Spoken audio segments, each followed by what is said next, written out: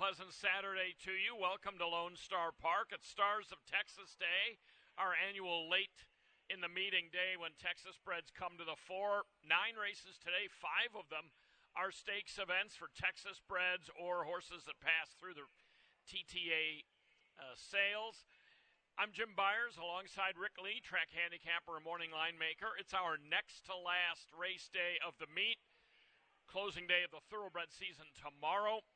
Rick, last night was a good night to jump on the J.R. Caldwell train. He won 4 races.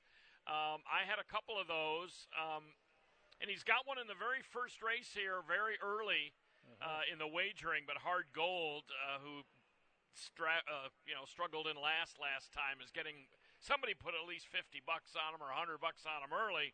But we'll see if it's another day like that for Caldwell. And his main rider, Renee Diaz, won 3 of those for JR yesterday. Yeah, and they're on the rail. And that was on an 8-race card, yes. And so Diaz and Caldwell getting started. I don't really care much in the first race for Sunday Bling being on the rail just because – I think he's best as kind of a chaser stalker, and he might get buried in there in a 5.5 furlong sprint. But let's analyze the races today, see if we can give you a few pointers as far as who you might play.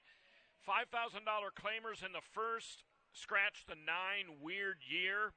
Scratch the 10, Malibu Thunder.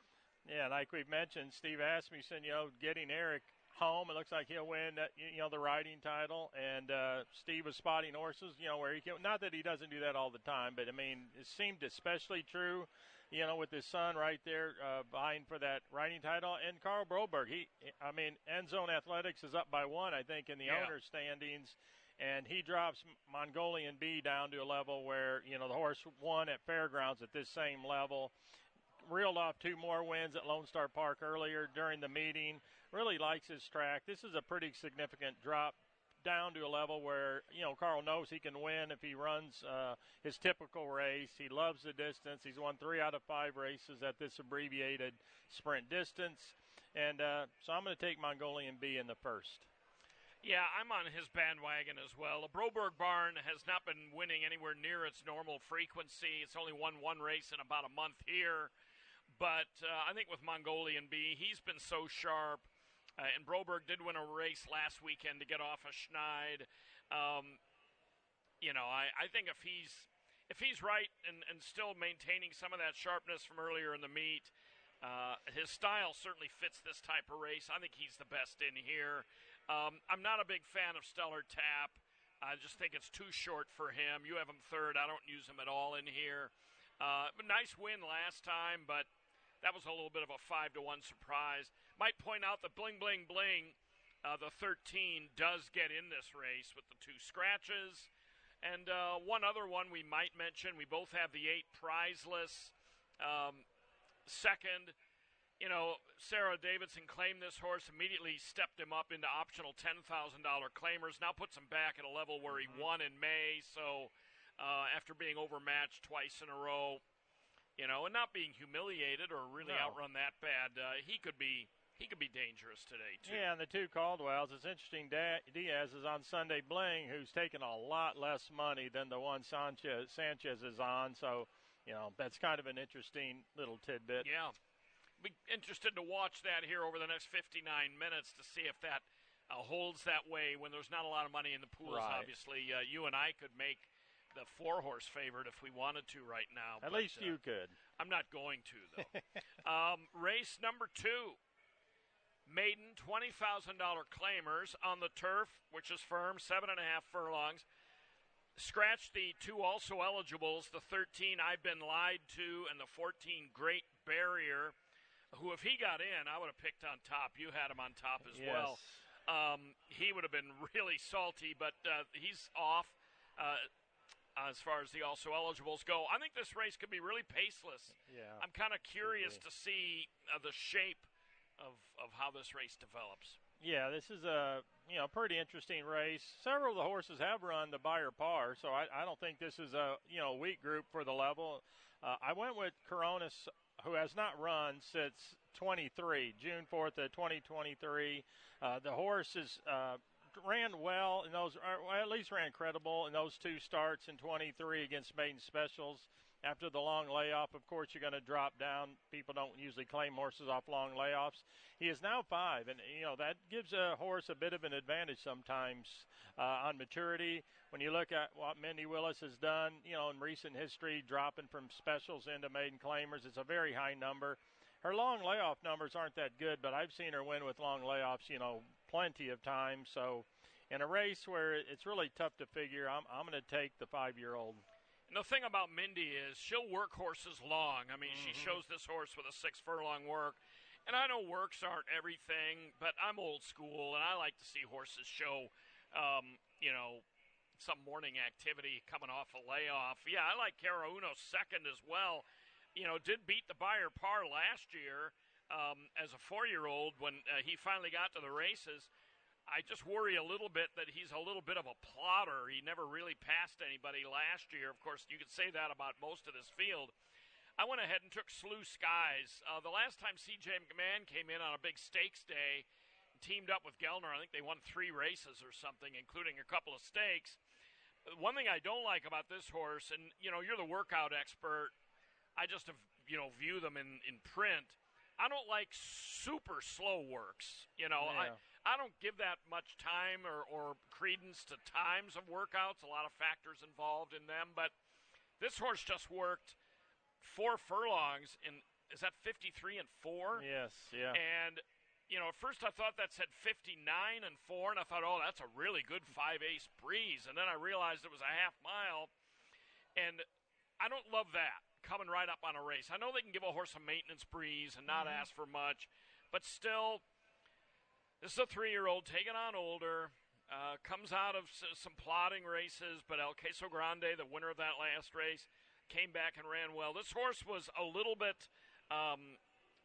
slow at the start, and then was stuck inside and just went evenly. Second off the layoff. I'm going to give him a shot in what I think is a pretty wide. Yeah, I like that. I like that pick. I mean, it has some of the things I like. Debuted on turf. Usually you don't debut on turf unless you think you got a turf runner, and he has sprinter speed.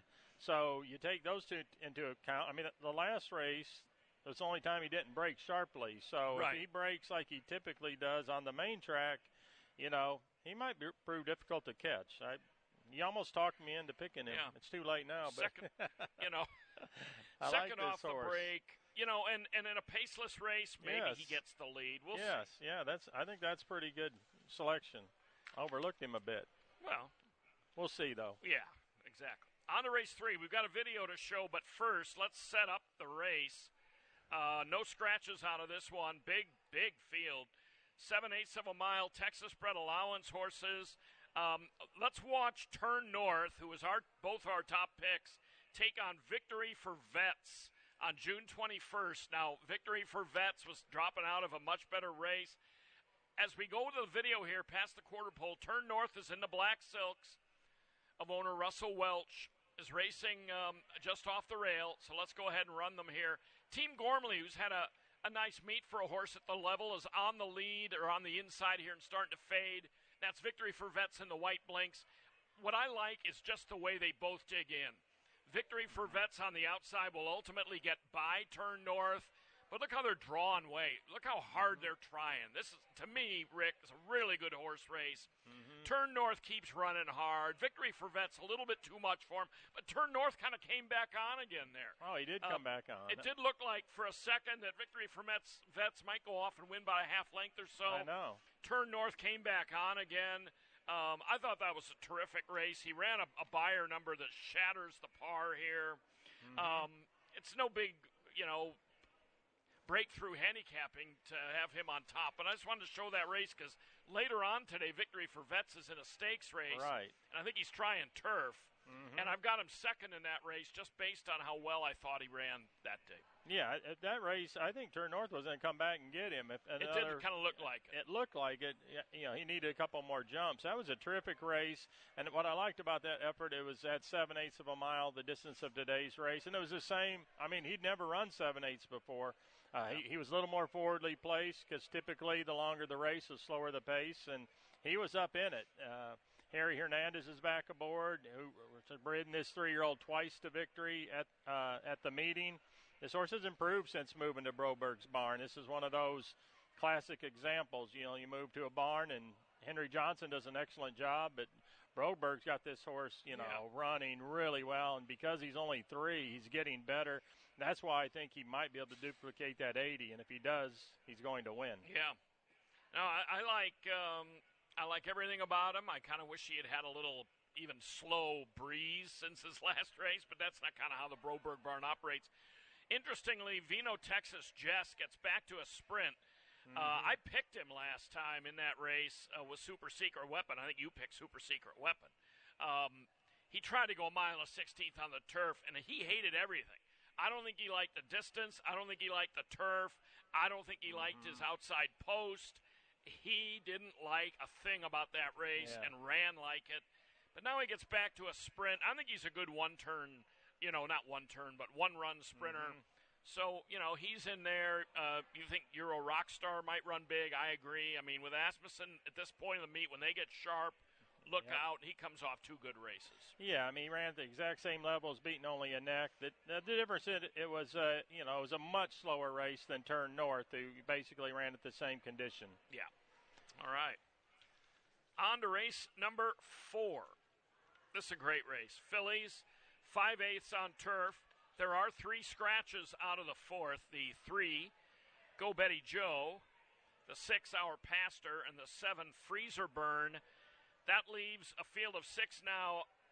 Tiz Magic, this filly and mare allowance event,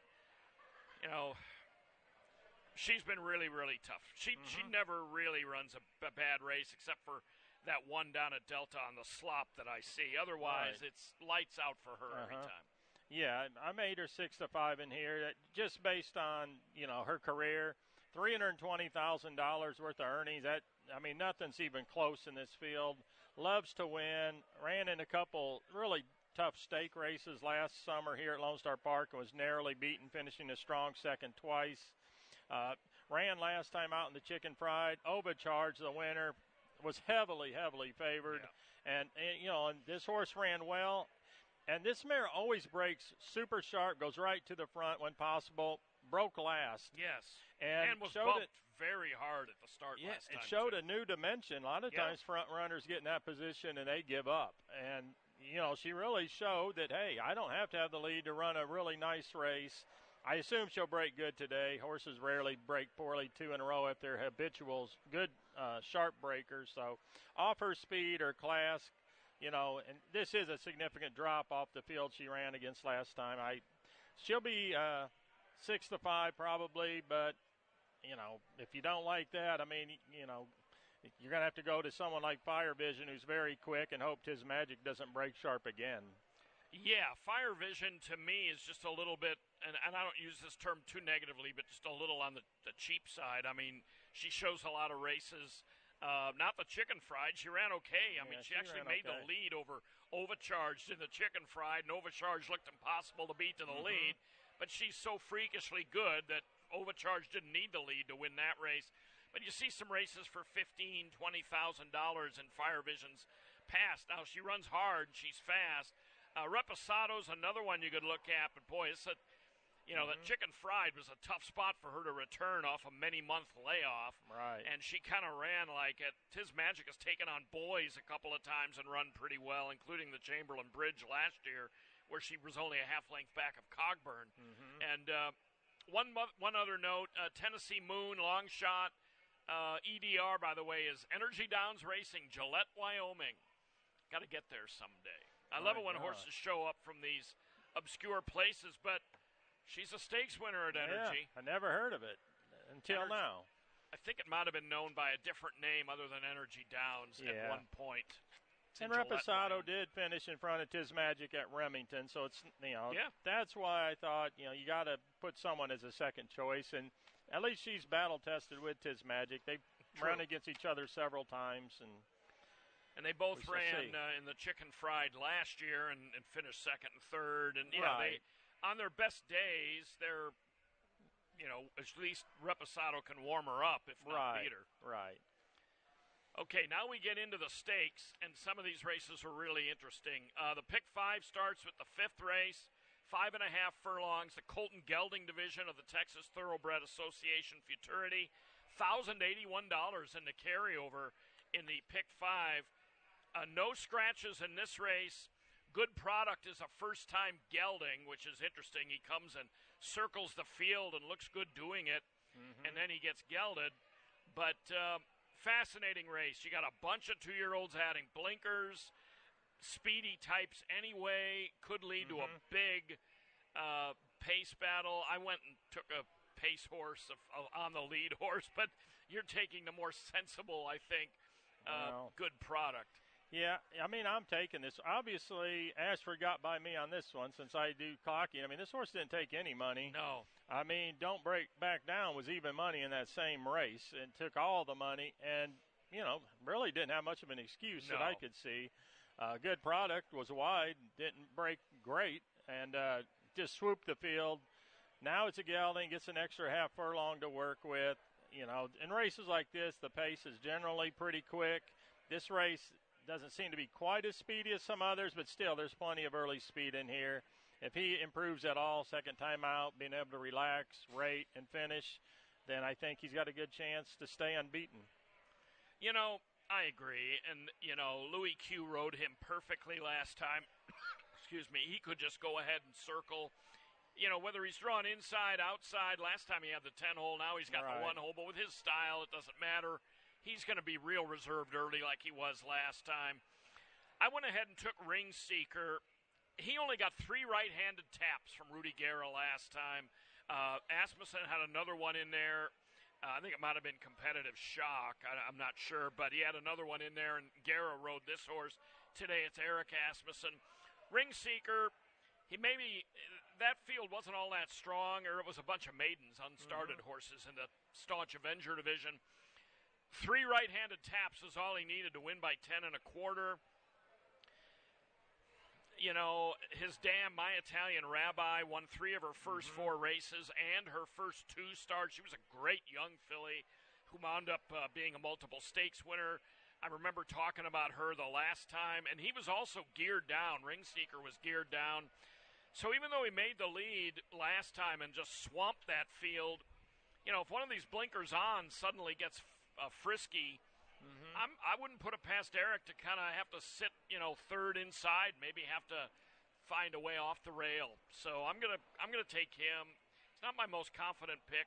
I think Brushy Bill is really interesting. The other Ashford in here. Hara comes in to ride. This horse had a very, very rough first 1/8 of a mile. Bumped, roughed up at the start, shuffled. Still ran a halfway decent third, considering all that trouble. And, Ashford's other one might be able to pick up a minor piece if you're interested in supers or whatnot. Yeah, and one thing, I wish we had video of workouts, because sometimes trainers work a horse in blinkers and then they run them without. And Don't Back Down was bet down like crazy, even money in that race. And now he's blinkers on. I just wish I knew if he trained in blinkers and they said, let's run him without and see how he does. And the fact they bet him so strong in that first start, I think there's probably a lot more in the tank. Now he's on blinkers, so, the real Don't Back Down may show up today. I think this is a really competitive race. And that was one I didn't know what to do with. I didn't use him. He could very easily win the race. I mean, a Calhoun second-time starter, adding blinkers.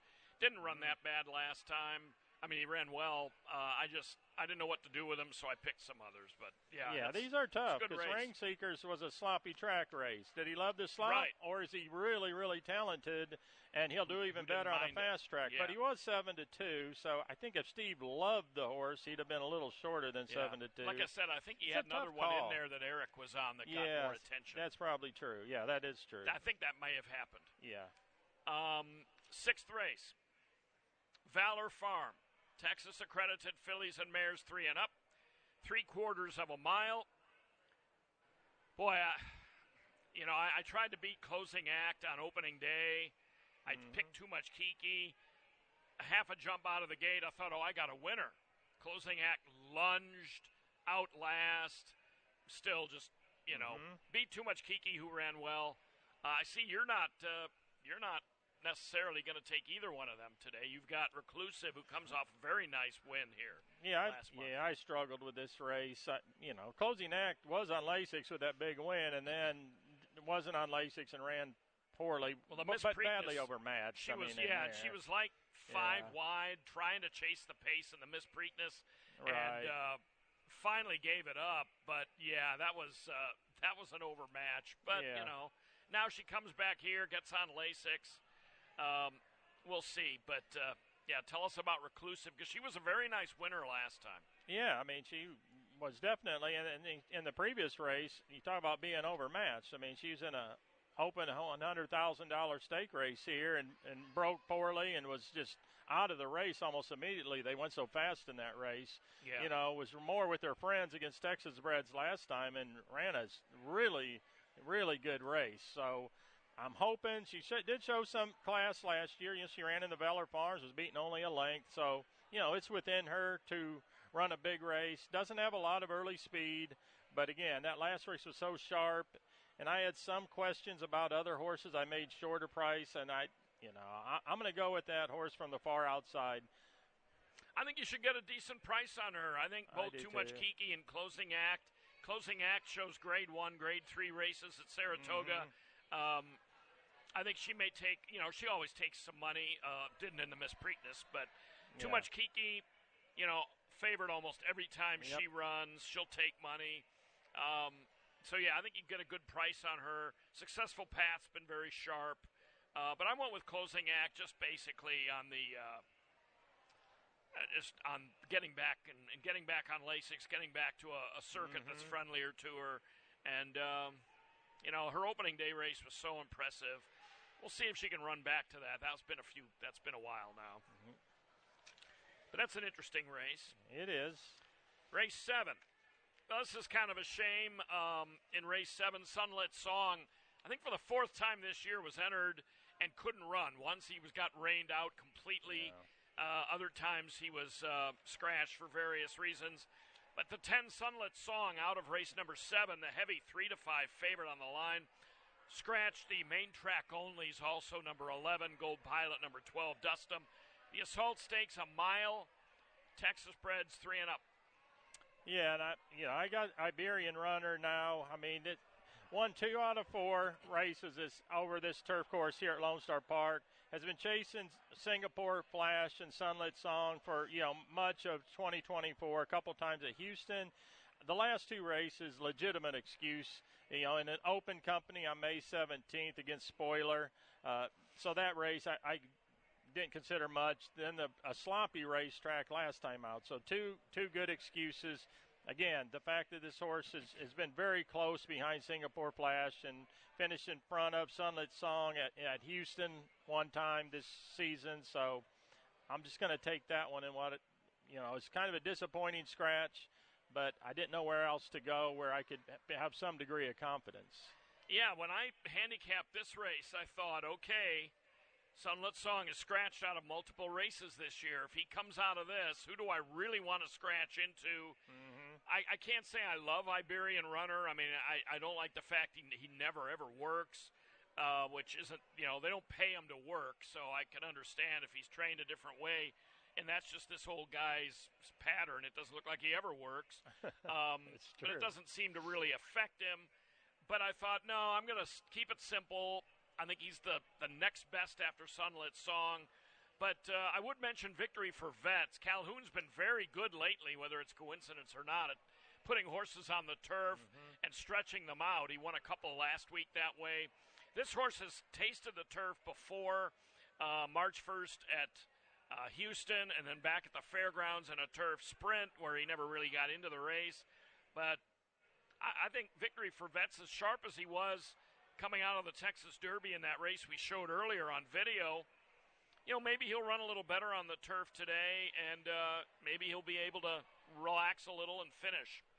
I don't really love the rest of them in here necessarily, so I took him second. He was tough because his 2 turf races were so weak compared to his dirt form. Yeah. But is he just getting really good now? And before, because his dirt races weren't that spectacular before the turf races, so I may have put too much emphasis on 2 turf races. I usually try not to on 1, but when the horses run back-to-back 59s, I start to think, well, maybe not. Maybe he doesn't like the turf, but he sure is sharp right now. So and Calhoun's pretty hot too. Yeah, so, he's been hot. We'll see. Yeah, and the public that doesn't come out here much, if you don't, a 3 to 5 is scratched out of the race. That's more than half the point. So my point is every horse's odds are going to be half or greater than what they are on the line. Yeah. On to race 8. 2-year-old fillies. This is another really good one. This is the Texas Thoroughbred Association Futurity Filly Division. Scratched the 820 Cinco, and I went and picked her tomorrow, and I thought, if she scratches out of this race, do I really want to take her tomorrow? I mean, she snatched defeat from the jaws of victory twice in a row, but I took her tomorrow, so I feel a little better that Steve scratches her. I really doubted Ricardo Santana would come in here just to ride her. Right. But nonetheless, 5.5 furlongs. There are 7 maiden winners in this race from this meet in this race. Really good race. Yeah, this is a race I mentioned to you last weekend that it looked like Eric took on paper the wrong Asmussen I don't horse. Get that. Yeah. I mean, based on speed figures and just the way the horses were bet, I mean, you'd assume that he went the wrong direction, but I guarantee he's probably going to be right. He'll probably finish usually right. Yeah, they're usually right. But nevertheless, I still took Kinkela. I don't care whether Eric took her or not. But they're probably going to have the answer rather than me. Yeah. I mean, Temperature's Actor. I really like this filly. How she's trained since she got here. She was bet down to 6-5, and ended up beating a field that wasn't very good. That you could say that about her. But the workout since then, Gellner's been breaking her off behind horses. And she's been finishing really well. I got her sub-24s every single workout coming home. So she's really been training to rate and finish. And in these 2-year-old races, I mean, the pace is always honest, at the least. So this is a workout horse for me. I think she's training really well, and I'm not about to bet against my stopwatch. Another one who's training well for Gellner is my second pick, the 10 Secret Faith, a Louisiana bred. She beat Open Company at Evangeline back in mid-June, did it very, very easily. The Dam, St. Jean, won 5 of 11 in her career, didn't win any stakes, but Gellner looks like Secret Faith is working real well, too. Yeah, and they paid a lot of money for a cheap sire. That Louisiana bred, Secret Faith, $75K, and the sire stands for $2,000. I mean, they must really liked her. Yeah. Yeah, for sure. That was a tough one to go figure. That's a good buyer figure, first time out filly at Evangeline. So yeah. I bet she runs big today too. I agree with you. I mean, I think Temperature's Actor was a very nice maiden winner here. It was a little while ago, back when they were running 4.5. But like you say, I mean, she's had a little time now, over a month to mature, almost 2 months. Has had some really good works. But I took Kinkela. If you go back to her Churchill race, she was just in a little tough. They bet her a bit. I mean, she was 7-2. I don't know how good Holly Grove and Fleet Street are going to turn out to be, but she was a bit overmatched. They brought her back here. She faced Texas breds. Blake Song went out. It was like a workmate for her. She was like a target. Yeah. And Kinkela sat off of Blake Song, dusted her, and won as easy as can be. I basically consider the June 9th race a workout with some extra schooling, here and in the post parade. And I don't know what to really take out of that race, but she beat very little, but did it very, very easily. So I'm going to take Kinkela in this spot. We'll see. She'll get tested here today because this is a much better group. Cafe Olay, who you picked first time out, got disqualified into a win, ran very well after a terrible start. Golden Cole, I think, was our first 2-year-old winner of the year. She's been parts unknown since then. I'm on edge. I mean, you got the factor of She got a really good trip last time and won. The number wasn't great. So now that in the third place finisher, City City Bling Bling came back to beat what we thought was one of the weakest 2-year-old fields we'd seen. I remember I didn't know what to do in that race, and her winning buyer was 36. Oof. I mean, so what we thought on paper turned out to be true on the track. So yeah. A next out winner coming out of that I'm on Edge race, but that to me doesn't even count. Yeah. But Eric's on her, so yeah. we shall see. Yep. Interesting race. Yeah, very interesting. Somehow I think Gellner might win with one of his two horses. Yeah. Well, we're hopeful. But I still pick Kinkela and stand by it because I think a year from now she might be the best filly. But that's a very hard thing to say, and that's a guess basically. On to race 9, $502 in the high five carryover in this one. Scratch the 13 Ruby Cantu and the 14 Too Much Kiki. Fiesta mile on turf for fillies and mares. Whenever the sisters, half sisters, I'm a Lucky Charm and No Mas Tequila meet, it's always an interesting race. Oh yeah.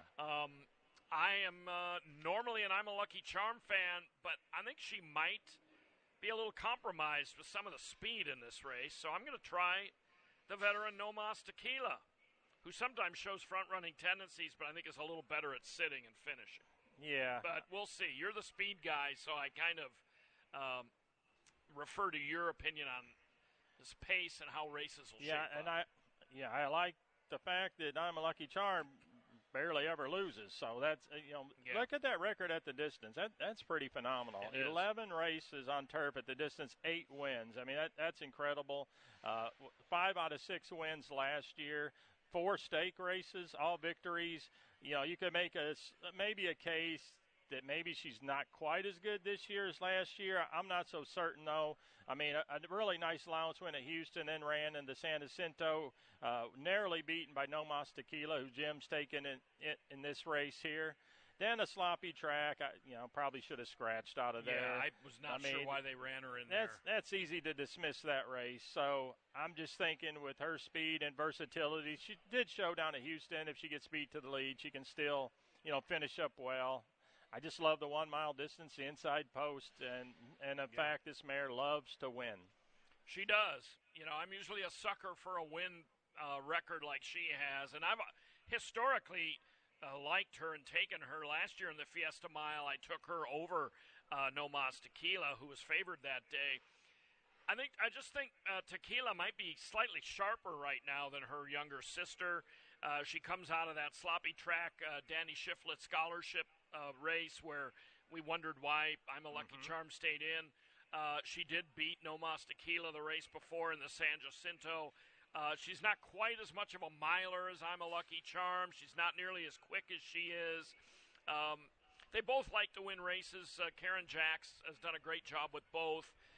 Really good race between the two of them. I'm just wondering if a Run Wit Run or somebody like that might get out there and try to soften up I'm a Lucky, or just in effect soften up I'm a Lucky Charm. I don't know. She might be good enough just to not worry about that, but I'm going to give the 11 the look here. I can see that. Skyrocker is another one that might be shipping out of there. She's got a very high pace fig on time form, and she's got an outside post, so Obed Sanchez will probably be shipping her out. Yep. So it's a great race. I just noticed that last year in the 2 stakes here that No Mas Tequila was 3-2 favorite over I'm a Lucky Charm twice. And then the next time they met, I'm a Lucky Charm went favored over No Mas Tequila. So the public even has trouble figuring out who's the better of the two. They're pretty similar. Just they are. Little difference in running style. I mean, at her best, I'm a Lucky Charm gets out there on the front end and just doesn't look back. And No Mas Tequila may be a little more versatile. But and I'm a Lucky Charm's owner has the better mustache, Carl Moore. Yeah. That can weigh into my handicapping sometimes. All right. Well, that'll do it for us today. We'll be back one more time tomorrow to analyze the Sunday card. Good racing today, so good luck. Great racing, yeah. Good luck to you. And we got first post time coming up in 28 minutes. Please wager early, and thanks for looking in.